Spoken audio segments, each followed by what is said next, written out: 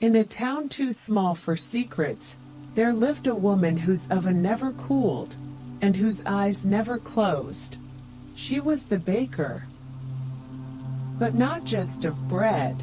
While others dreamed beneath quilts and whispers, she stayed awake, quiet, watchful, her hands dusted in flour, her breath in rhythm with something far older than sleep. The town thought they knew her. They called her kind, gentle, strange, always open by dawn, always gone by noon. But what no one saw, what no one could see, was that she didn't just bake for hunger. She baked for the soul. Each night she dreamed, but not for herself. The dreams came to her like soft knockings in the chest, not loud, just insistent. Unfinished stories from other hearts, wounds that still wept beneath calm faces. She took those dreams and folded them into dough, not just metaphor but method. She knew which memory belonged to lemon, which grief needed the weight of rye, which question could only be carried by cardamom. And each morning, without knowing, the people found their missing pieces in the bite of a bun, or the warmth of a muffin pressed between both hands. A message they hadn't known they were waiting for. You are forgiven. She still remembers you. The storm will pass, but no one asked where the messages came from. Maybe they feared the answer. Why does she dream for others? What happens to the parts of herself she never saves? And what if the wrong dream finds the wrong soul? The smell of bread was only the first layer. Beneath it, something lingered, like a half-remembered song, or the edge of a name you once whispered in your sleep. Behind the counter, a wall marked in strange ways. Threads of golden string pinned across a map, trailing from house to house. Patterns she's traced, symbols she's kept hidden, dreams she's delivered, but also dreams that returned, because something has changed. Lately, the dreams are no longer hers to give, and one keeps coming back, wordless, heavy, not meant for anyone she's ever met, but asking, always asking to be baked. So tonight, as the rest of the town slips into sleep, she begins again. Flour, water, a dream not her own, waiting to be eaten. The town slept in quiet patterns. Its cobblestone streets lay untouched through the night, not out of fear, but because nothing had stirred them in years. Windows glowed once, then dimmed one by one, until only a hush remained, and in that hush, just beneath the town's breath, there was a light, constant, flickering softly from the back of an old brick bakery. It was said the moon paused a little longer over that building. Some claimed it hung lower there, casting its silver thread across the windowsills, where dreams unseen and unclaimed sometimes gathered like dust. Inside, the air was always warm, the kind of warmth that remembered things, old recipes, old hopes, and she, the baker, moved through it without hesitation. Her steps were soft, measured, almost ceremonial. No one knew her first name. They simply called her the baker, as though that one word held everything she had become. She never opened the shop, never accepted payment. But somehow, every morning, pastries appeared on doorsteps, still warm, still perfect. The baker never rested, not in the way others did. Her nights were spent in motion, kneading, folding, filling. But not just with dough, with memories she didn't own. dreams she had never lived. The clock above the oven had stopped ticking 17 years ago. She never fixed it, and yet she was never late. Somewhere behind the stacked bags of flour, tucked away in a space only she ever touched, there was a wall, covered in parchment, marked with a map. Not a map of streets, a map of dreams. She called it the archive. Each night she added to it a drawn feather for forgiveness, a melted wax seal for sorrow. Stars, some glowing faintly, appeared in clusters. Some pulsed softly, others remained dark. There were symbols that repeated again and again. A door slightly ajar, a child's glove, a wolf without a shadow. She didn't question their meaning anymore. She only watched where they reappeared. And lately, they had begun appearing in strange places, on parchment she hadn't marked, in dreams she hadn't received. Her baking began to change. She would find herself waking mid-motion, holding a pastry she didn't remember shaping, a note tucked inside, written in her hand, but not in her voice. The messages were never long. He is still waiting. The thread is fraying. Open the window. They left her unsettled, not frightened, but aware that something was stirring in the patterns, something long hidden, now quietly arranging itself around her. Once she marked a dream with a ribbon, only to find the same ribbon tied around a pastry she hadn't made. And in the mornings, those pastries would be gone, not delivered, not left behind, just missing. She asked no one, told no one. Who would believe her? Who could possibly understand what it meant to live with the dreams of others, and to suddenly wonder if someone was dreaming through you? The dream map had begun to shift. Entire sections would appear overnight, patterns she hadn't traced, ink she didn't own, but she never removed them. She kept them there, knowing, somewhere deep beneath her breath, that whatever was drawing them closer was not finished yet. She baked anyway, because it was all she had ever done, and because the town, though silent, still needed dreams. But even as her hand shaped hope into almond cakes, and grief into cinnamon loaves, something else, something colder, waited, just outside her reach, watching, listening, choosing its moment. He hadn't dreamed in 17 years. Not once. Not even in the restless half-sleep that grief sometimes allows. His neighbors called it strength, but silence wears many masks. And in this man's small, dim cottage, silence was not strength. It was absence.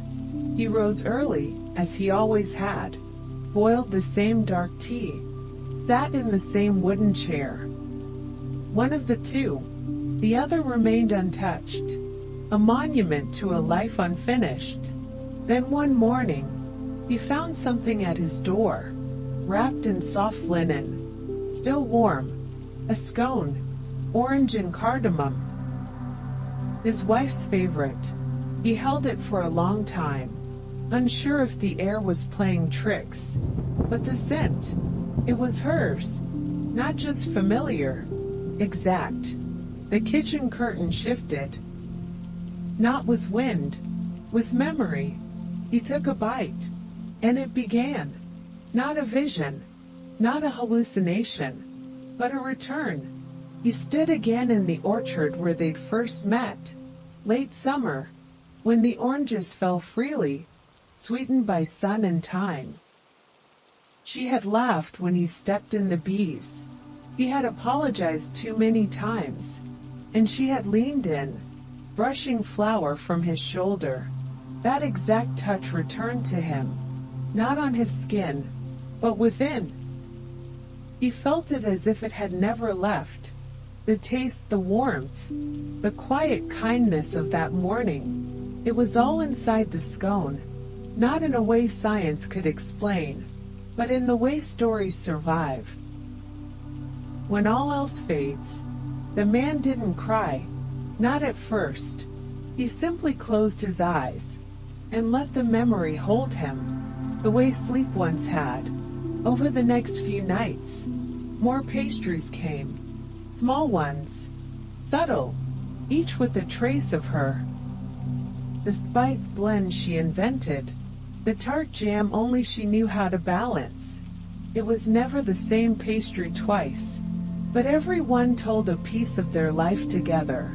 He began to dream, at first just flashes, her hands gathering rosemary, the music of their quiet evenings, then full nights, long calm gentle nights, where she was not gone, just busy in another room. And one morning, the pastry was not orange, not hers, it was lemon poppy seed, his favorite.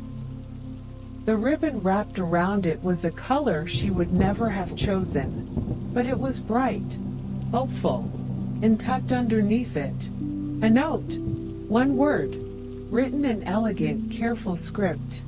Forward. That day, he rose early, just the same, boiled the same tea, but when he reached for the second chair, he pulled it out, not for her, not for anyone, just because. The air shifted, lighter somehow, not because she was gone, but because the ache had changed shape. He sat slowly, and the wind outside carried the scent of orange blossoms, just faintly, a gift from a baker he had never seen. And somewhere, behind the bakery's flour sacks, a new mark had appeared on the dream map, a small, silver ring encircled a dried flower. Closure. The baker looked at it for a long time, then returned to her work. But something paused in her hands. A new note had been pinned, not by her. He was not the only one waiting. The child's dream. Some dreams are too heavy for adults, so they slip into children instead. This child did not sleep easily. Night brought questions he could not ask out loud. The air changed after sunset in the small house on the hill. Walls seemed to shift. Floors remembered footsteps that were no longer there. He would lie still, eyes wide, waiting for the moment the dark turned unfamiliar. There was no reason for it, just the feeling that something watched, listened. His mother worked the night shift. The neighbors said it built character. But character doesn't tuck you in. And bravery doesn't hold your hand. Then came the dream. It began with silence. Not the kind that presses on your chest, but the kind that invites you in. A silver forest stretched before him, branches glowing faintly under a night sky that shimmered with too many stars. At first he stood frozen, but then a light moved between the trees. Not fire, not a lamp, a fox, glowing, slow, waiting. Its tail shimmered like candlelight in water. Without a word, the boy stepped forward. Each footfall was quiet, but not afraid. The forest didn't whisper warnings. It listened and watched. The fox led him down unfamiliar paths, past hollow trees that seemed to breathe, across stones shaped like sleeping faces, until they reached a clearing, and in the middle, a single glowing window. His home, but not as he remembered it. This home was warmer, softer, and someone waited on the porch, a silhouette, not his mother, not someone he knew, but the feeling in the air was unmistakable, You are safe now. The boy stepped forward, but the dream ended before he could reach the door. He woke with a gasp. Not fear, just unfinished wonder. The first light of morning crept across his blanket, and at the edge of his bed, a small paper box, wrapped in brown parchment, tied with a golden thread, inside a pastry, not round, not plain, a fox, perfectly shaped, with a sugared tail. Its glaze shimmered faintly, like moonlight caught on snow. He smiled, not because he understood, but because the dream had stayed with him. That night, when his mother left for work, he turned off the hall light himself. He still heard the creaks. The old pipes still whispered in the walls.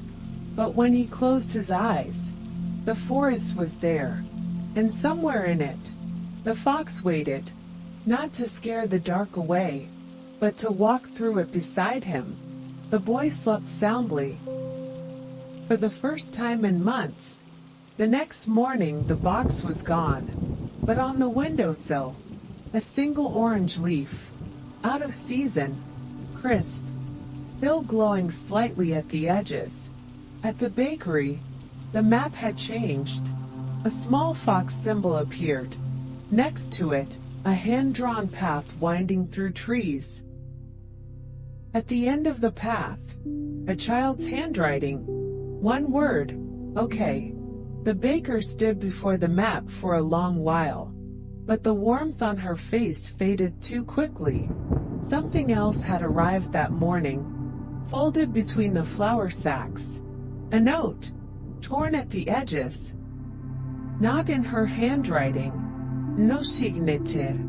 It read, "Stop giving them dreams that don't belong to them." The baker didn't move. Not for minutes.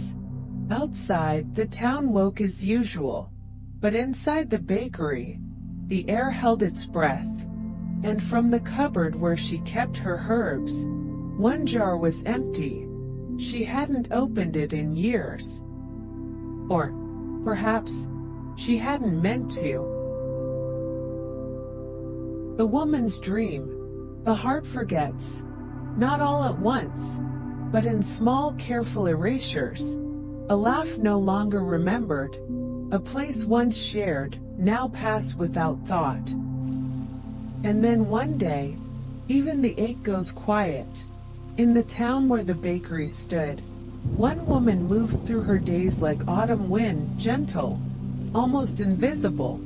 Her name was Miriam. People knew her face.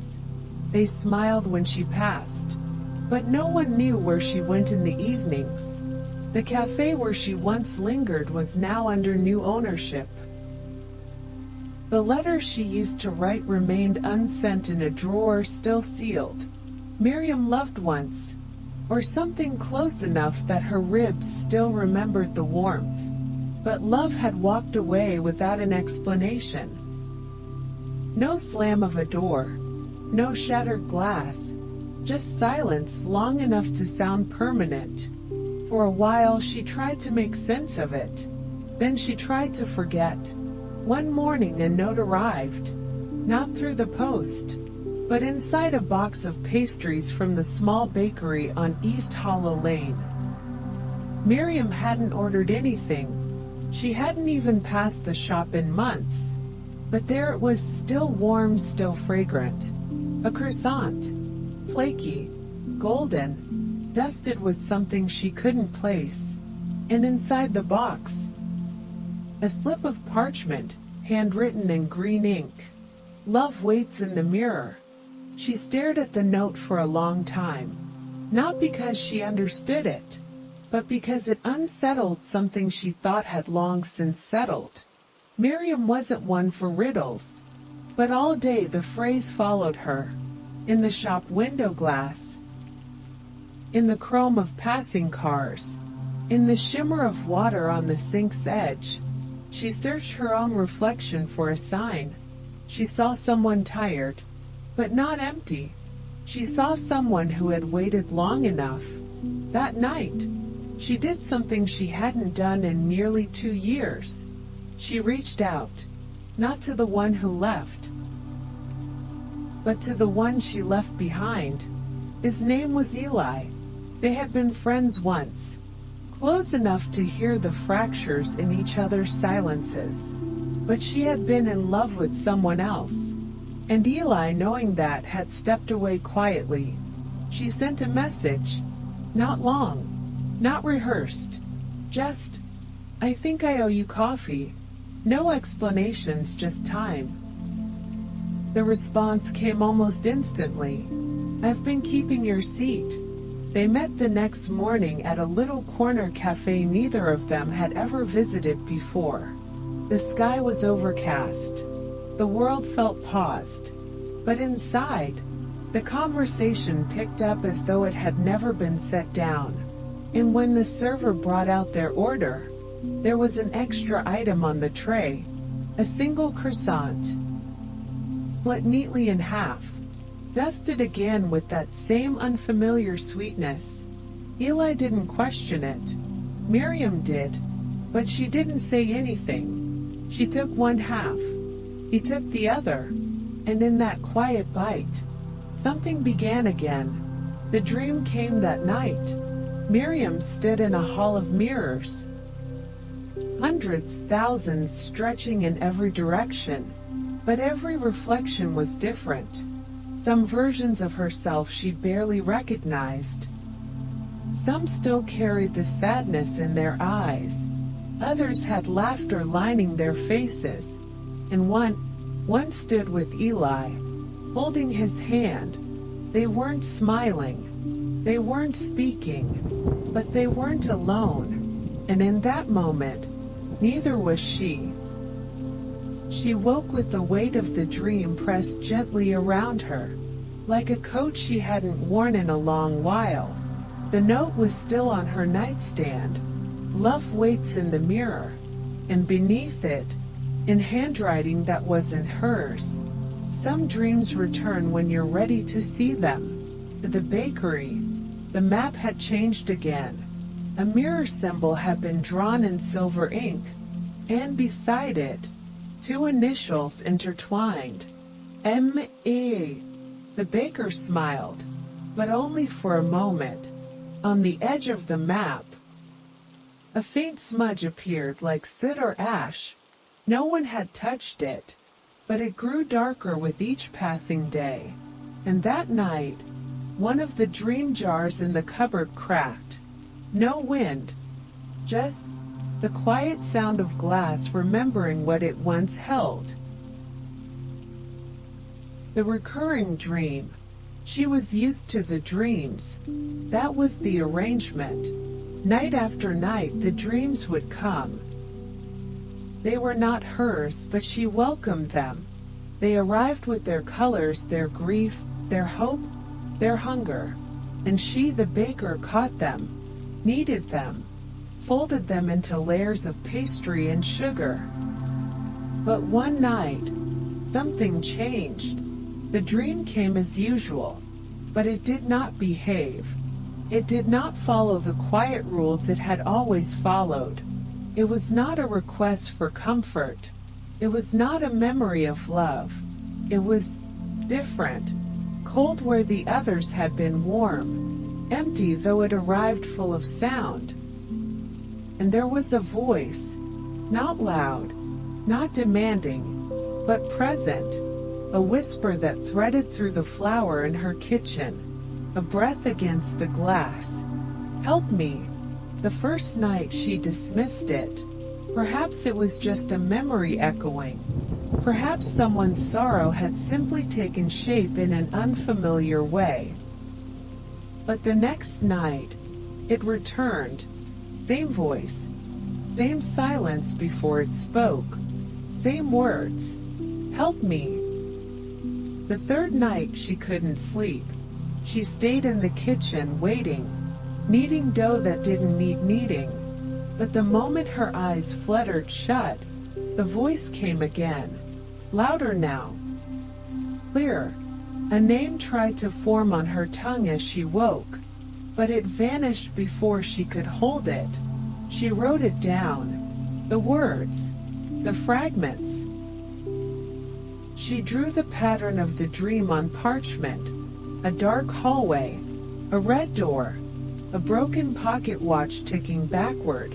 These weren't symbols she recognized. Not from any dream before. They didn't belong to a child. Not a lover. Not a mourner. This dream did not seem to belong to anyone she had ever served. It didn't ask to be made into a pastry. It didn't ask to be remembered. It asked to be found. Every night it returned. Each time more vivid. The hallway grew longer. The door more worn. The watch louder. And always the voice. Help me. The baker began to sleep less. Not because of fear, but because the dream left her shaken in ways she could not explain. The dream map behind the flour sacks began to change. The symbols she'd used, stars, moons, birds, leaves, began to fade. In their place, new ones appeared without her drawing them. A red door, a shadowed hallway, a crack down the center of a mirror, and the words, not her dream. That note, she had not written it, but it was there. In her handwriting, she checked the ink. Still wet. The next night, she lit a candle before falling asleep. She placed a jar of poppy seeds under her pillow, something her grandmother once taught her to still the mind. But none of it mattered. The moment sleep found her, so did the dream. This time the door was open, and beyond it, a figure, thin, standing still.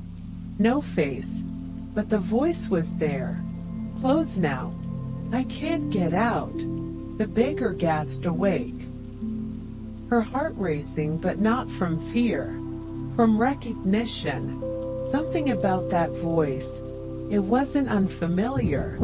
It was like a childhood lullaby sung in another language. Not understood, but felt. She went to the cupboard.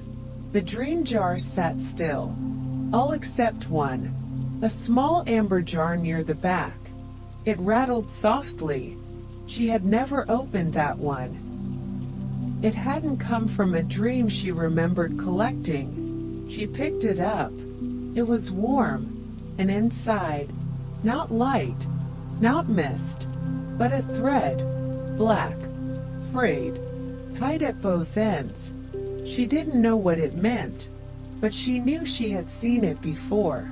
In the dream, wrapped around the wrist of the figure in the hallway, the baker sat down, staring at the jar. The kitchen clock ticked toward morning, but she didn't move. For the first time in years, she didn't bake.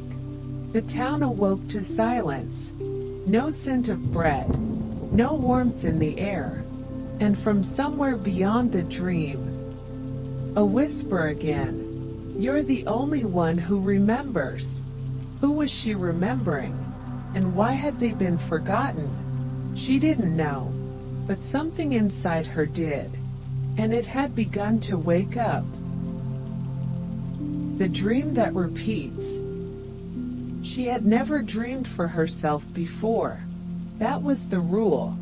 That was the contract, though she had never signed one. She was the keeper, not the seeker. She caught the dreams of others, gave them form, warmth, sweetness.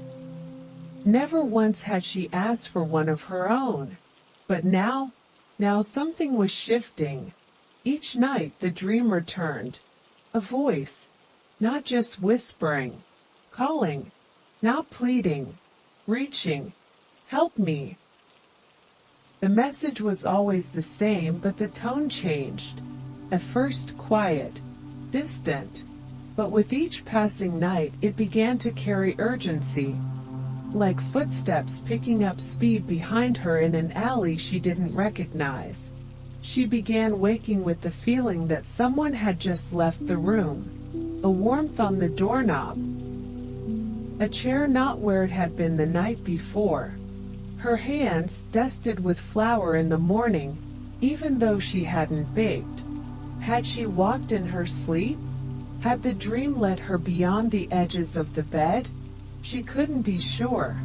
But the line between dreaming and waking had begun to fray, and the voice grew louder. Sometimes she could hear it before she even closed her eyes. The words did not change, but something in their rhythm did. Help me. A second longer between syllables, a hint of breathlessness, and then on the sixth night, a name, almost, not spoken, not fully, but she felt it, like an unfinished sentence you somehow understand. It struck her with the sharpness of memory, not recognition, but responsibility. She sat up in the dark, heart knocking against her chest. She whispered into the air, "Who are you?" The silence answered, but she wasn't alone. The next night she saw it, not the figure, not the red door, a hand, reaching through smoke, fingers trembling marked with soot, a thread wrapped around the wrist, the same black thread from the jar. "Help me," the voice said. "I can't hold on much longer." She woke up gasping, the pillow damp, her fingers clenched, as if she'd been trying to grab something. She went to the dream map. It had changed again. Lines crossed it now, intersections, convergences, as though all the past dreams had begun folding into this one. The widower's scone, the child's fox, the woman's mirror, all of them pointing inward, toward the door, toward the voice. She touched one of the lines, a small shock, like cold. Not painful, but real. That night, she did not light a candle. She did not grind poppy seeds. She sat in the center of the bakery, in the dark, waiting. When the dream came, she did not run. She stepped through the red door, and the hallway was longer than before. Its floor creaked under her weight, though she was not walking. The air smelled of ash and lavender, a sound like wind chimes, and then a whisper, "You remember me." The baker opened her mouth to respond, but no words came. The thread on the figure's wrist unraveled slowly, falling to the floor like a question without an answer. She bent to pick it up, and awoke. In her hand something soft. Not thread, cloth, a torn corner of a recipe card, written in handwriting she hadn't seen in decades, and at the bottom a name. She whispered it aloud. The lights in the bakery flickered. The dream was not finished, but now for the first time she knew it was hers. The baker's inner turmoil. Each night as the baker kneaded dough, she could feel it, the tremor of something unfolding inside her, just beyond her reach. The warmth of the oven, the sweet scent of pastries, they had always been her comfort. The familiar rhythm of her hands shaping dreams for others, shaping something real. But now every pastry she baked felt incomplete. The flour, the sugar, the butter, they no longer simply made bread and cakes. They carried something heavier, a weight she couldn't name. Each night, as the clock ticked into the early hours, she could hear that voice again. "Help me." But it was different now. The words weren't just a plea anymore. They had become part of her. Her heart that beat with them. Her hands that trembled with each swirl of the dough. She had spent years making dreams for others, helping them heal, grow, move forward. But who was helping her? The baker had never dreamed for herself. She had never needed to. She had been content, she thought. Yet now, as each night grew darker, the questions began to multiply. Is she too lost to help anyone? Can she heal through the very dreams she creates? She looked at the pastries lined neatly on the counter, each one shaped like an answer, but none of them were hers. Who were they really for? Each pastry contained something deeper, something pulled from the dreams of others. But as she watched them cool, their sweet scent floating in the air, she wondered, was it possible that these dreams weren't just about healing others? Was it possible that the dreams in these pastries were meant for her, to show her a path she didn't know existed? As the days blurred into nights, the baker began to question herself. She had always believed she was the dream giver, the helper, the one who never took for herself. But now the weight of each passing night was changing her. She had always thought of herself as a vessel, but now she felt broken. Could she rebuild herself? Could she find peace through the dreams she carried for others? Help me! The voice called again, louder now. It was as though the dream was speaking directly into her soul. And yet, she didn't know if the voice was calling for someone else or for her. The line between the two was beginning to blur. The baker stood before the oven, staring at the pastries as they cooled, her hands trembling. She had created thousands of pastries over the years, each one infused with the dreams of the people who needed them. But now she wondered if she could create one for herself. What would happen if she baked a pastry with her own dream? Could she find the answer to the questions that tormented her? She couldn't help but think of the name on that scrap of paper. It was almost as if it had been written specifically for her. But what did it mean? Was this just another dream? Or was it something more? She closed her eyes, breathing deeply, as the scent of fresh pastries enveloped her. Help me! The voice called again, but this time it didn't fade. She stood there, holding her breath. The air around her seemed to still. Was the dream calling for someone in peril? Or was it calling for her to wake up? Could she save herself from the same darkness that had swallowed so many others? The thought hung in the air like the weight of an unfinished story. The baker opened her eyes, trembling. She turned toward the counter where the pastries rested.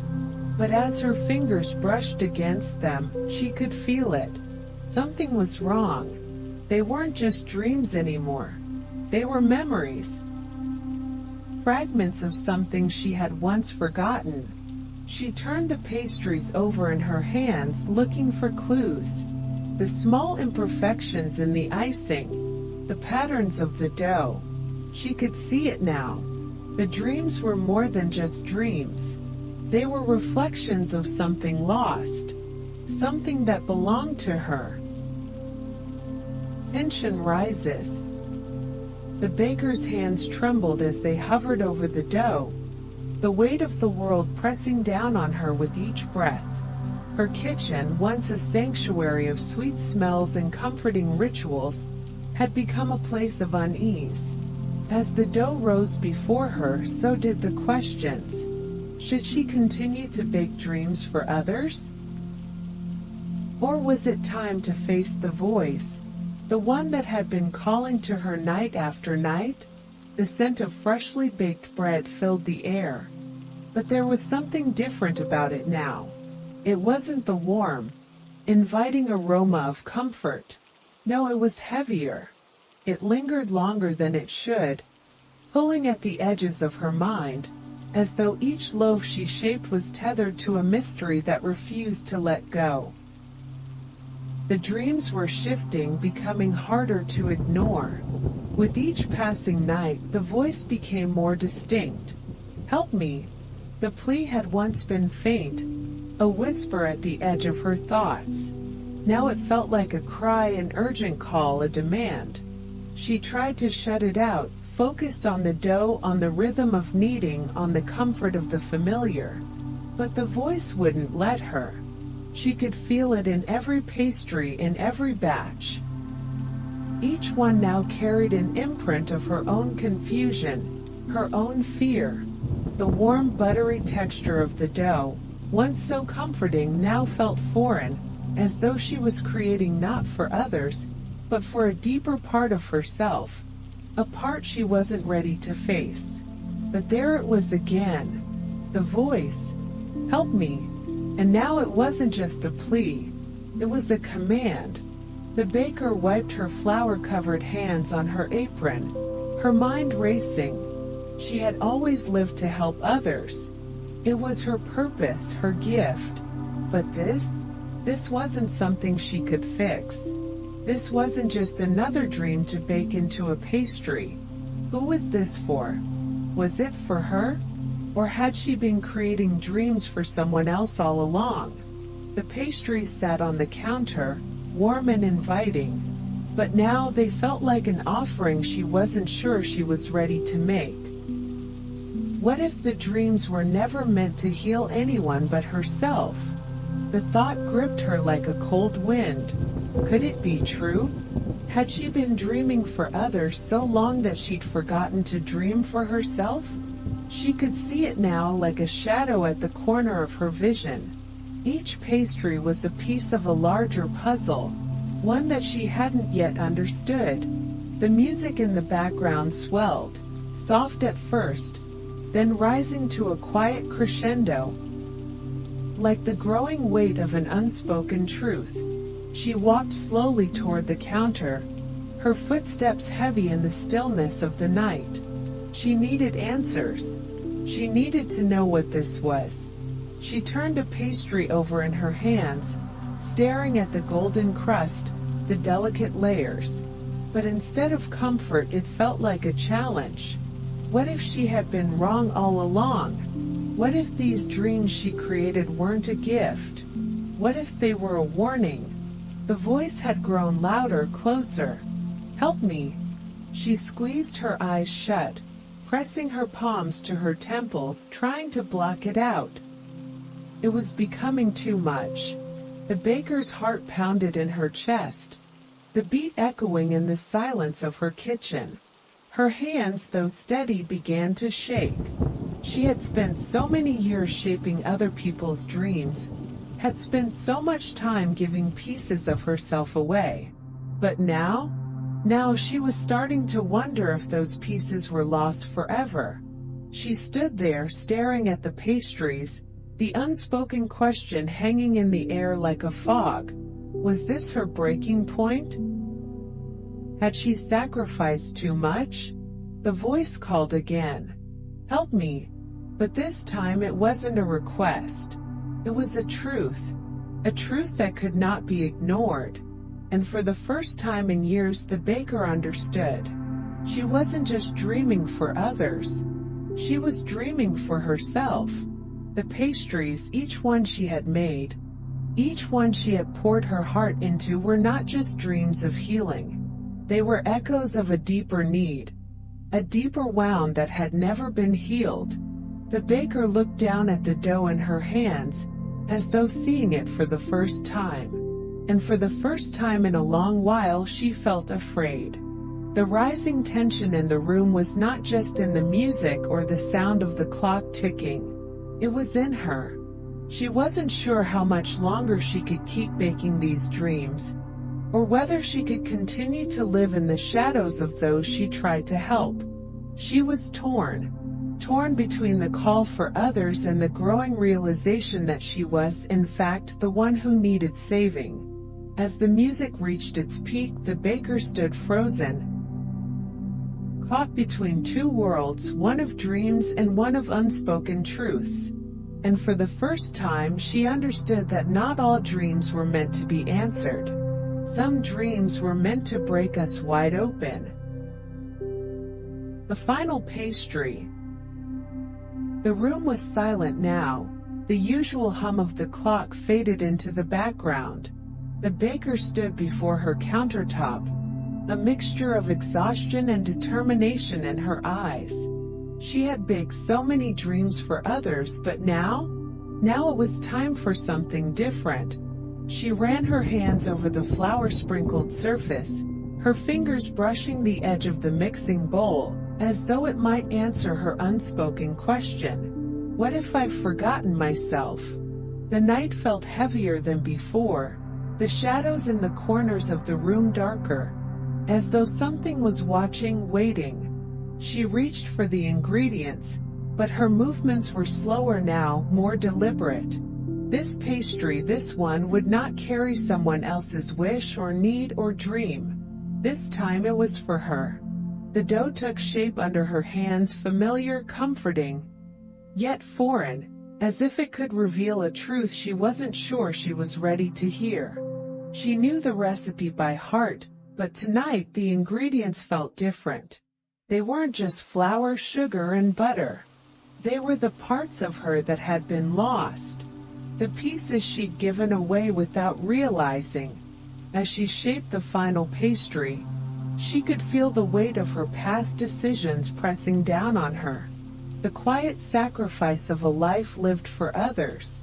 The silent cost of every dream she'd created without ever thinking of herself. The voice, her voice, not the one from her dreams, whispered in her mind. Will you heal? Or will you continue to serve?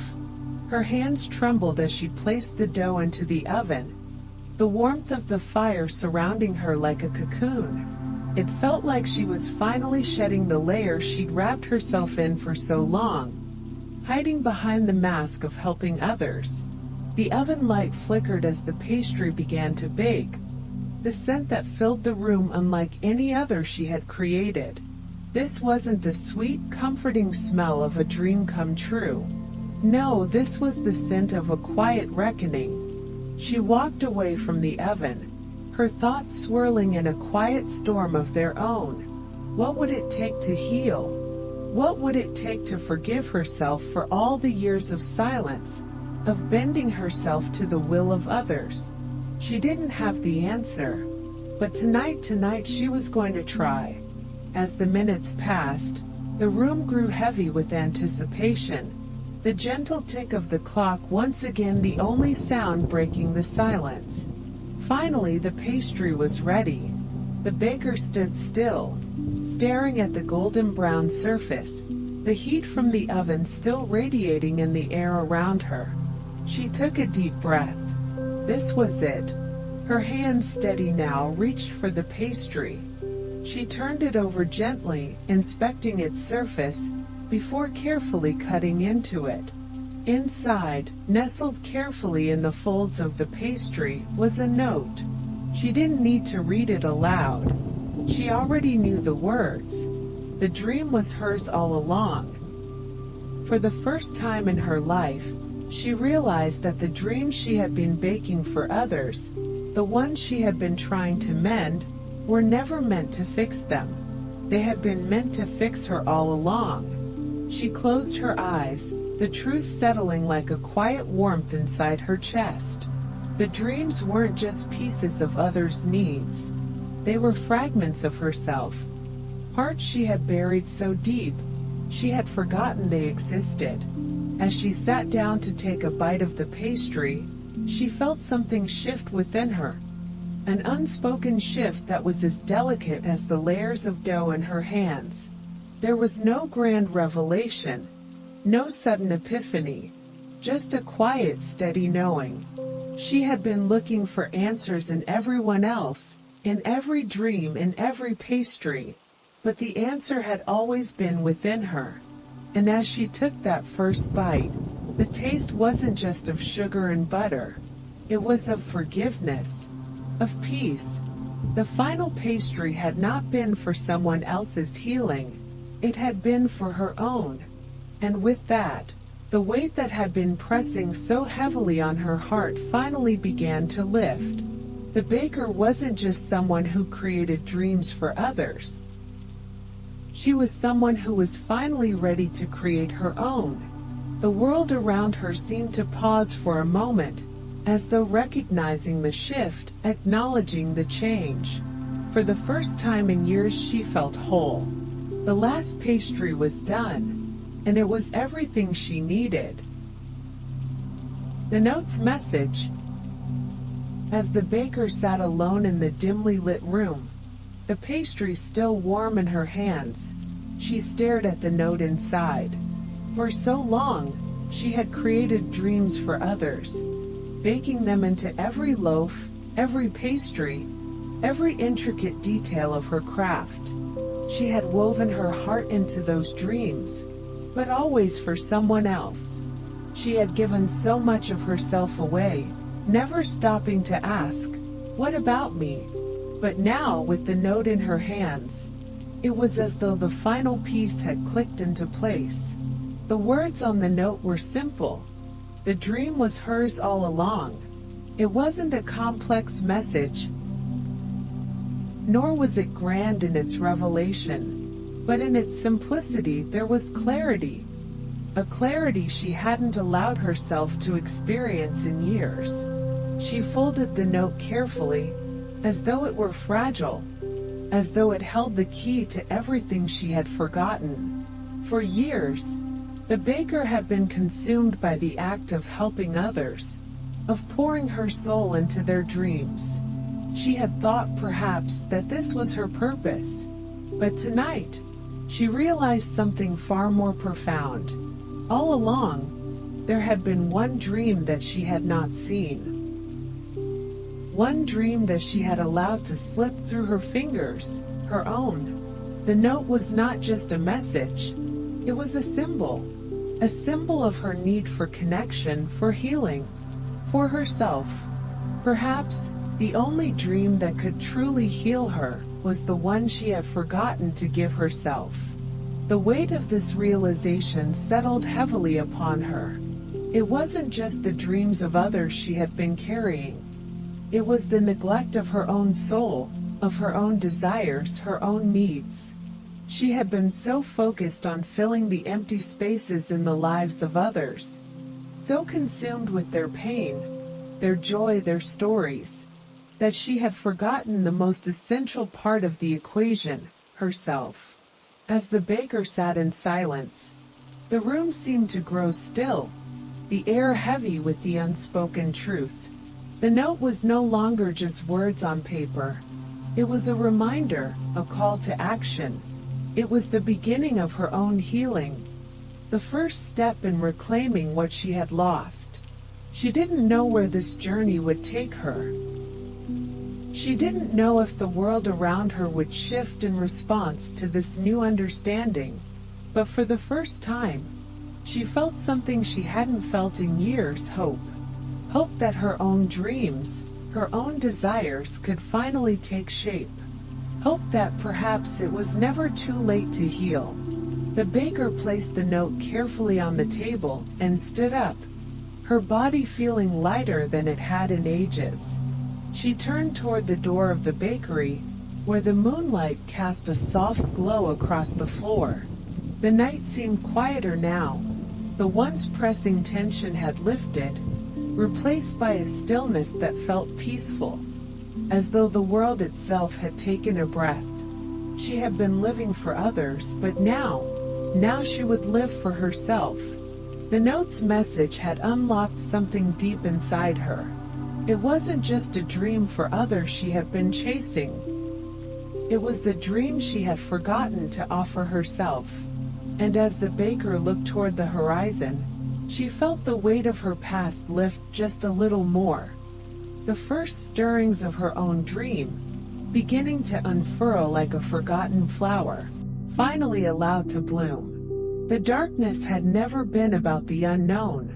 It had always been about what she had been running from. The depths of herself, her own desires, her own longings.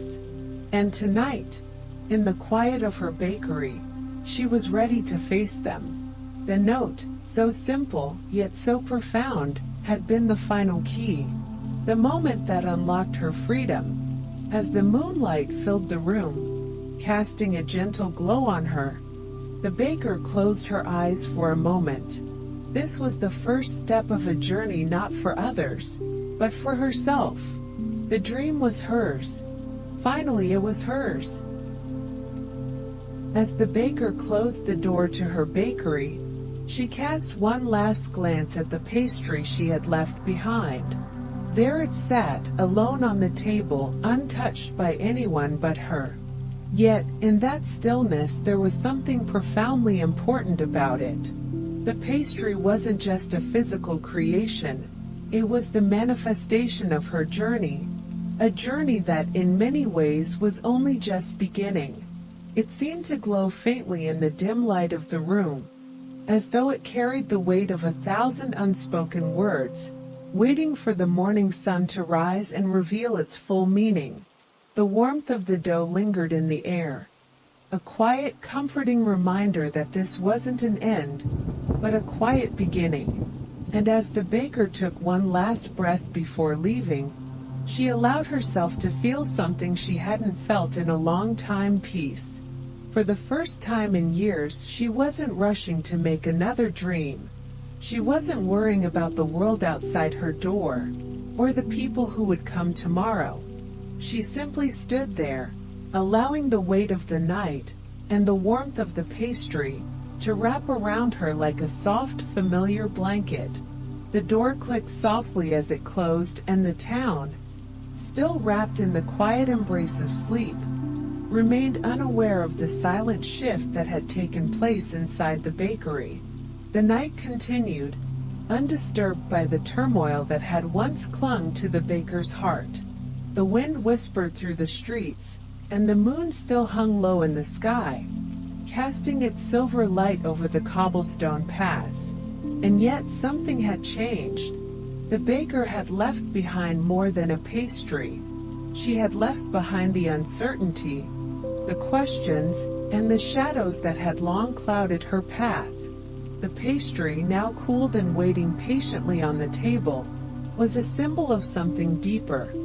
Closure, yes, but also continuity. The dream was no longer just for others. It was hers, woven into the very fabric of the dough, soft and warm, like the first step into a new beginning. And as the town slumbers, one dream remains, a warm one folded in dough waiting to be found at sunrise. Tomorrow would bring new questions, new dreams to be made. But tonight, for the first time in many years, the baker rested. Her own dream was no longer a secret. It was finally hers. If you've enjoyed dreaming with us tonight, don't forget to like and subscribe. Your dreams help keep this kitchen warm. What message would you leave in a dream pastry? Let us know in the comments.